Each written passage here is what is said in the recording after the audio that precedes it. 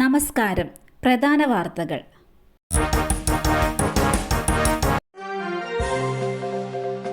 Excise ഓഫീസിൽ ഉദ്യോഗസ്ഥർ തമ്മിൽ കയ്യാങ്കളി. തിരുവനന്തപുരം വർക്കല എക്സൈസ് ഓഫീസിലാണ് ഉദ്യോഗസ്ഥർ തമ്മിൽ ഏറ്റുമുട്ടിയത്. പ്രിവന്റീവ് ഓഫീസർ ജസീനും സീനിയർ ഉദ്യോഗസ്ഥനായ സൂര്യനാരായണനും തമ്മിലാണ് തർക്കമുണ്ടായത്. ഇന്ന് വൈകുന്നേരമാണ് സംഭവം. വിവരമറിഞ്ഞ വർക്കല പോലീസ് സ്ഥലത്തെത്തി പ്രിവന്റീവ് ഓഫീസർ ജസീനെ കസ്റ്റഡിയിലെടുത്തു. എന്താണ് സംഭവമെന്ന് വ്യക്തമല്ല. തിരുവനന്തപുരത്ത് യുവാവിനെ തട്ടിക്കൊണ്ടുപോയതായി പരാതി. കള്ളിക്കാട് പെട്രോൾ പമ്പിന് സമീപത്തു നിന്നും മയിലോട്ടുമൂഴി സ്വദേശി ബിജുവിനെയാണ് തട്ടിക്കൊണ്ടുപോയത്. യുവാവിന്റെ ഹോണ്ട സിറ്റി കാർ ഉൾപ്പെടെയാണ് തട്ടിക്കൊണ്ടുപോയത്.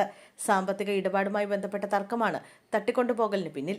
ഇന്ന് ഉച്ചയ്ക്ക് 4 മണിയോടെയായിരുന്നു സംഭവം. ബിജു പെട്രോൾ അടിക്കാനായി പമ്പിലെത്തിയപ്പോൾ ഒരു സംഘം ആളുകൾ അടുത്തേക്കെത്തി കാർ തട്ടിക്കൊണ്ടുപോവുകയായിരുന്നു.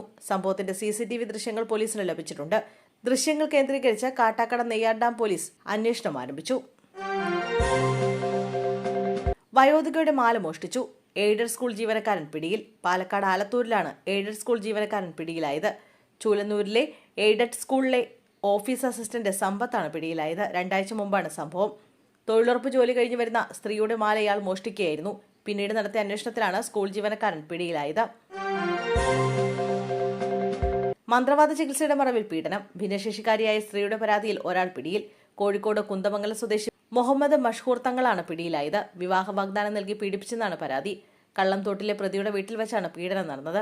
ഭിന്നശേഷിക്കാരിയായ സ്ത്രീയാണ് പരാതി നൽകിയത്. പരാതിയുടെ അടിസ്ഥാനത്തിൽ ഇയാളെ പോലീസ് കസ്റ്റഡിയിലെടുത്തു. സൈബർ ആക്രമണം. പരാതി നൽകി G Sudhakaran. Ambalappuzha local committee അംഗം മിഥുൻ അമ്പലപ്പുഴയ്ക്കെതിരെയാണ് അമ്പലപ്പുഴ പോലീസിൽ പരാതി നൽകിയത്. ആക്ഷേപിക്കുകയും അശ്ലീല പദപ്രയോഗം നടത്തിയെന്നും പരാതിയിൽ ആരോപിക്കുന്നു. കോൺഗ്രസ് നേതാവ് രമേശ് ചെന്നിത്തല സംഘടിപ്പിച്ച ലഹരിവിരുദ്ധ ജാഥയെ പിന്തുണച്ച് ഫേസ്ബുക്ക് കുറിപ്പ് പങ്കുവച്ചതിന് പിന്നാലെയാണ് G സുധാകരനെതിരായ സൈബർ ആക്രമണം നടന്നത്.